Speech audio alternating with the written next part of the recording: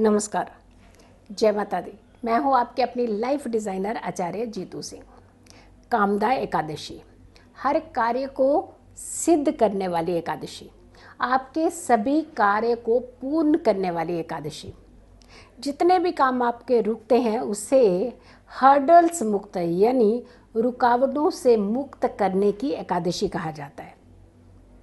वासुदेव की पूजा का विधान है। भगवान विष्णु की आराधना से आपके सारे कष्टों से आपको मुक्ति मिल सकती है। लेकिन एकादशी का व्रत कब रखना चाहिए, कौन से तारीख तिथि पे रखना है, यानी कामदा एकादशी का जो व्रत है ये तिथि कितने बजे से शुरू हो रही है और किस समय समाप्त हो रही है, ताकि आप अपने व्रत को उसी के हिसाब से ही रखें। कामदा एकादशी की अगर हम बात करते हैं, एकादशी तिथि 22 तारीख को रात को ही 11:36 यानी मिडनाइट के 12 बजने से पहले ही आपकी एकादशी तिथि शुरू हो जा रही है। ये 22 को ही शुरू हो जा रही है। तो 23 तारीख को 23 अप्रैल को ये एकादशी जो तिथि है कंप्लीट हो रही है। जहाँ से द्वादशी शुरू हो जाएगी वो हो रही है 23 की रात को 9:48 का, यानी 9:48 पर नाइट में ये एकादशी तिथि कंप्लीट हो जाएगी 23 की रात्रि को। तो 22 को जो स्टार्ट हो रही है 11:36 पे नाइट के शुरू हो रही है एकादशी तिथि, वो एकादशी तिथि 23 को 9 बजे रात के 48 यानी 9:48 पर समाप्ति होगी।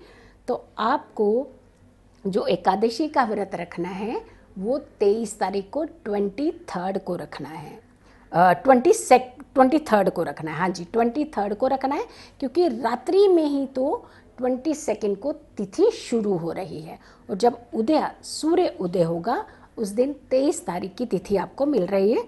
तो आप कामदा एकादशी का व्रत 23 को रखें। कामनाओं की पूर्ति, बहुत सारी कामनाएं होती हैं।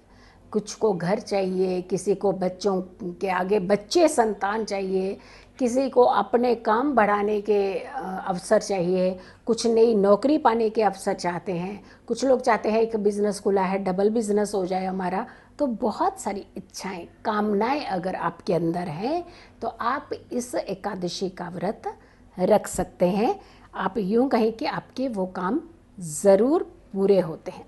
एकादशी का व्रत जब आता है तो पहली शाम, पहली रात्रि, क्योंकि ये वैसे भी 22 तारीख को ही एकादशी शुरू हो जाएगी रात्रि में ही, तो आपको वैसे भी व्रती को कहा जाता है कि आपको एक दिन पहले से भोजन नहीं करना चाहिए, यानी संध्या के बाद आपको भोजन नहीं करना चाहिए।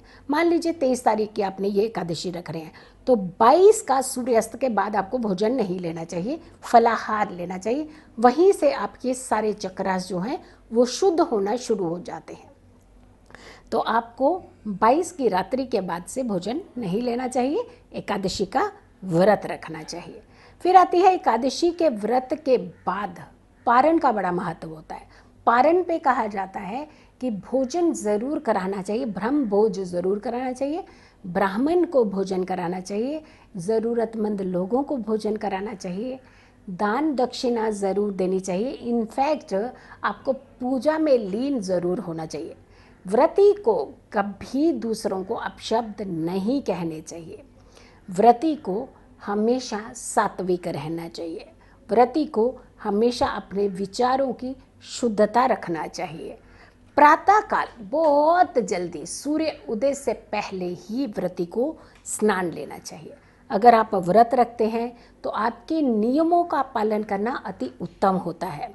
आपको बहुत जल्दी उठना पड़ता है। इनफैक्ट अगर हम ये कहें कि ब्रह्म मुहूर्त में उठना सबसे उत्तम माना जाता है, ये तो एक जनरल में भी वैसे भी बहुत उत्तम माना जाता है, लेकिन जब आप व्रत रखते हैं, जब आप पूजा विधि विधान करते हैं, उस समय आपको हमेशा सूर्योदय से पहले ही उठ करके स्नान कर लेना चाहिए। भगवान विष्णु का स्मरण अगर आप जितना ज़्यादा करते हैं उतना ही ज़्यादा आपको एनर्जी मिलती है। जहाँ एकादशी तिथि समीप होती है यानी बिल्कुल नज़दीक होती है, जैसे हमने कहा कि 22 तारीख की रात में ही एकादशी लग जाएगी, तो आपको 22 तारीख की रात्रि की पूजा ज़रूर करनी चाहिए। और एकाग्रता होती है उस समय, कोई शोर नहीं होता, आप शांत मन से पूजाएं कर सकते हैं, आप कई सारे थॉट्स से बाहर होते हैं, रिलैक्स का टाइम होता है, तो वहाँ रात्रि की पूजाओं से आपको ज़्यादा फल मिलता है और जल्दी फल मिलता है। द्वादशी के दिन पारण करने के बाद आपको ज़रूर भगवान विष्णु की आराधना फिर से करनी चाहिए और दान पुण्य ज़रूर करना चाहिए। ब्रह्म भोजन, ब्राह्मण को भोजन ज़रूर कराना चाहिए, इनफैक्ट उसे दक्षिणा ज़रूर जा कर के देनी चाहिए। काम तो आप पा लेते हैं, कष्ट भी दूर हो जाते हैं, लेकिन कई बार हमें अपनी एनर्जीज़ को बढ़ाने के लिए भी कुछ कार्य करने चाहिए। एकादशी पे कहा जाता है जब जब एकादशी हो आप कुछ क्षण शांत ज़रूर रहा करें। शांत मतलब उस समय कोई विचार मन में नहीं, कोई बात नहीं, सात्विकता, शुद्धता और स्मरण शक्ति को बढ़ाने के लिए आपको कुछ समय एकाग्र होकर के बैठना चाहिए, शांत मन से बैठना चाहिए। और ख़ास करके मैं एक समय बता रही हूँ, अगर उस समय आप बैठते हैं, उस समय एकाग्रता आप लेते हैं, तो आपके ऊपर भगवान विष्णु जल्दी मेहरबान हो जाते हैं, वासुदेव आपके ऊपर जल्दी मेहरबान हो जाते हैं। एक ऐसा समय गोधूली वेला जिसे हम कहते हैं, सूर्य अस्त हुआ और जिसे हम प्रदोष काल भी कहते हैं, सूर्य अस्त के बाद रात्रि होने से पहले का समय, यानी जैसे ही सूर्य अस्त हो और उसके बाद ही आप बैठ जाएं, उस समय आप भगवान विष्णु की आराधना किया करें। साक्षात धरती पर विराजित होते हैं भगवान और इतनी जल्दी सुन लेते हैं। जहाँ हमें दूर उनको पहुँचानी होती है आवाज़, वहाँ लगता है कि बिल्कुल आसपास आपके सिनेरियो में बिल्कुल आपके नज़दीक हैं, इर्द गिर्द हैं। तो सोचिए कितनी जल्दी आपकी बात सुनी जा सकती है, कितनी जल्दी बात आपकी मानी जा सकती है। तो वो समय इतना चमत्कारी समय होता है अपनी एकाग्रता को बढ़ाने का, अपनी एनर्जीज़ को बढ़ाने का, कुछ भी हासिल करने का। यानी अगर आप भगवान के आगे अरदास लगा देते हैं उस समय, तो सोचिए ये समय आपकी अरदास को बहुत जल्दी पूर्ण करता है। तो आप व्रत भी रखिए, इसी तरीके से व्रत रखिए, इसी तरीके से पारण कीजिए और इसी समय पे खास विधि विधान से पूजा कीजिए, भगवान के मंत्रों का जाप कीजिए, ताकि आपके अंदर एक अलग सी ऊर्जा आए। अगर आप लोगों ने अभी तक इस चैनल को सब्सक्राइब नहीं किया है तो ज़रूर कीजिए, इस वीडियो को बहुत सारे लोगों तक ज़रूर पहुंचाइएगा। अगर आप लोगों ने अभी तक अपॉइंटमेंट नहीं ली है, अगर आप अपॉइंटमेंट लेना चाहते हैं, पर्सनली अपनी कुंडली दिखाना चाहते हैं, तो ज़रूर आप इन नंबर पर कॉन्टैक्ट्स भी कर सकते हैं।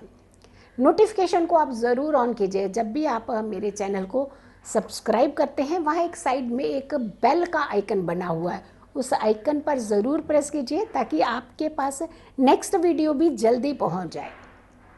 तो एकादशी का व्रत आपने 23 को रखना है, पूरे विधि विधान से रखना है, सात्विक होकर के रखना है और अपने जीवन में खुशियों का आगमन करना है, भगवान विष्णु का आशीर्वाद पाना है। खुश रहिए, स्वस्थ रहिए, पॉजिटिव रहिए। पॉजिटिव रहते हैं तो हर समस्या से हम दूर रहते हैं। जल्दी हाजिर होंगे एक अच्छी वीडियो के साथ, तब तक के लिए नमस्कार, जय माता दी।